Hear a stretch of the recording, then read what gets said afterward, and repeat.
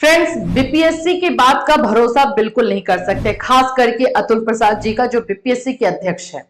आप लोगों को ये हम क्यों बोल रहे हैं, ये चीज आप प्रूफ के साथ आज देखोगे। एनआईओएस डीएलएड के बच्चों के साथ किस तरह से धोखाधड़ी हुई है, उन चीजों को भी आपको समझ में आएगा। एक ही बार में क्लियर करके बता देना चाहिए था कि आप आखिर में करने वाले क्या है, क्यों इस तरह से बार बार जो है आपका बोल सकते हो कि फैसला या फिर आपका जो है इंटरव्यू, आपकी बातें क्यों बदल रही है। आप दोनों इंटरव्यू को अच्छे से देखो। पहले में जैसे कि उन्होंने बोला था वो आप सुन लीजिए। अभ्यर्थी के लिए नहीं था, जो पहले से जो अनुभवी जो टीचर चले आ रहे हैं। माननीय सर्वोच्च न्यायालय का जो आदेश निकला हुआ है उसमें उन्होंने उनके द्वारा एक डेट भी दिया हुआ है, शायद 10/8/2017 के उसके पूर्व जो कार्यरत थे उन्हीं का एनआईओएस के द्वारा डीएलएड जो था है वो वैलिड माना जाएगा, उसके बाद का नहीं। इसमें आप सुन सकते हैं कि इस इंटरव्यू में उन्होंने साफ साफ कहा था कि जो भी एनआईओएस डीएलएड के बच्चे हैं 2017 से पहले जिनका हुआ है वो आराम से बीपीएससी के एग्जाम में बैठ सकते हैं। ये बातें आपने सुनी है, ठीक है। अब जो बात हो रही है, जो अभी का इंटरव्यू है, उसमें भी आप सुन लीजिए। सर, एक सवाल ये है कि बीच में जो एनआईओएस का जो मामला आया था, काफ़ी संख्या में ऐसे अभ्यर्थी थे जिन्होंने सेकेंड फेज में भी अपना एप्लीकेशन दिया था। रिजल्ट इन लोग का आएगा या फिर इन लोग को बीएड वालों की तरह ही बाहर कर देंगे आप?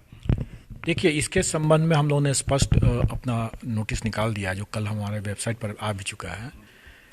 माननीय सर्वोच्च न्यायालय का जो निर्देश है उसी निर्देश को संतुष्ट करते हुए शिक्षा विभाग का भी निर्णय आ चुका है, तो हम तो उसी का पालन करेंगे। तो अभी के इंटरव्यू में आपने सुना होगा कि उन्होंने बोला है कि एनआईओएस डीएलएड को जो है वो नहीं रख सकते। क्यों? क्योंकि एनआईओएस डीएलएड को जो है सुप्रीम कोर्ट ने मना किया है। तो आप जब जैसे आप कमेंट भी अगर बच्चों का देखोगे तो वहां पर भी आपको पता चलेगा कि कितनी जो है नाराजगी है। और आज इस न्यूज के आने के बाद एनआईओएस डीएलएड के बच्चे जो है किस तरह का महसूस कर रहे होंगे, क्योंकि इन्हीं का वर्डिक्ट था, इन्हीं की बातें थी जिसमें इन्होंने कहा था कि 2017 के पहले वाले जो भी एनआईओएस से डीएलएड किए हैं, जो इन सर्विस है, देखो इन सर्विस में इन्होंने खुद भी यही बात बोली थी कि चाहे प्राइवेट से हो, निजी संस्था से हो या फिर सरकारी से हो, अगर आप काम कर रहे हैं और आपने जो है एनआईओएस से डीएलएड किया है तो आप मान्य होंगे। और आज इनका कहना है कि नहीं, आप मान्य ही नहीं है।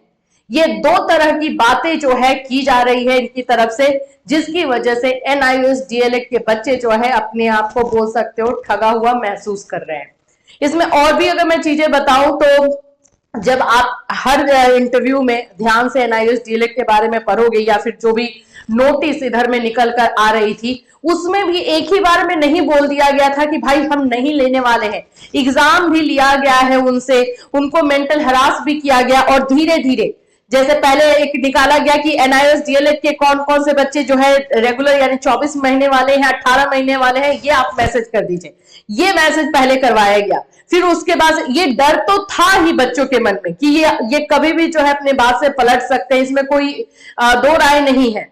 और जब इन्होंने ये इंटरव्यू दिया था उस समय भी बहुत सारे बच्चों का मैसेज आया था और उन्होंने भी ये बोला था कि मैम जब ये बात ये बोल रहे हैं तो हमने तो ये जैसे वो प्राइवेट में ही पढ़ा रहे थे उसके उस समय जो है इनके स्कूल वाले उन्होंने जो है उनको करवाया था एनआईओएस से डीएलएड, तो उन्होंने तो इन सर्विस ही किया है तो उनका तो मान्य होगा। तो जाहिर सी बात है कि उस समय इन्होंने जो बयान दिया था उसके अनुसार इन्होंने कहा था कि मान्य होगा तो भाई मान्य होगा। लेकिन आज पूरी तरीके से रुख बदला हुआ है एनआईओएस डीएलएड को लेकर के और धीरे धीरे एक एक नोटिस निकाल करके उन्हें जो है दरकिनार किया जा रहा है। इनफैक्ट कह सकते हैं कि उनको दरकिनार किया गया है। पहले आपको एक नोटिस निकाला गया कि रेगुलर और एनआईओएस वाले को जो है फाइंड आउट किया जाए। उसके बाद से नोटिस निकाला जा रहा है कि सुप्रीम कोर्ट के फैसले के आधार पर सुप्रीम कोर्ट ने एनआईओएस डीएलएड की जो है मान्यता रद्द की है, इसलिए हम उसे नहीं लेंगे। फिर इस तरह की बातें जो हो रही है समझ में नहीं आ रहा, पूरी तरीके से कंफ्यूजन जो है वो क्रिएट किया जा रहा है। तो अगर ये आपको लेना ही नहीं है तो इतने दूर तक बच्चों को लेकर के क्यों आए?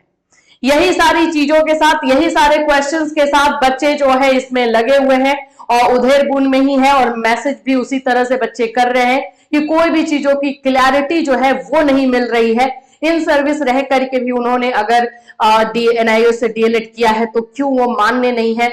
दूसरी बात जो बहुत ही इंपॉर्टेंट है, फोकस करने वाली है, कि कोरोना में बहुत सारे प्राइवेट स्कूल बंद हुए हैं।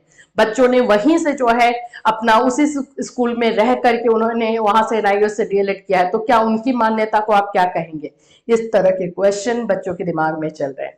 तो हम तो यही बोलेंगे कि एनआईओएस डीएलएड के बच्चों के साथ धोखा हुआ है, जो कि बीपीएससी की तरफ से किया गया है। धीरे धीरे एक एक बातों को रखा जा रहा है और उनको बोल सकते हैं ना कि धीरे धीरे जो है हलाल किया जा रहा है। ये चीजें जो है चल रही है।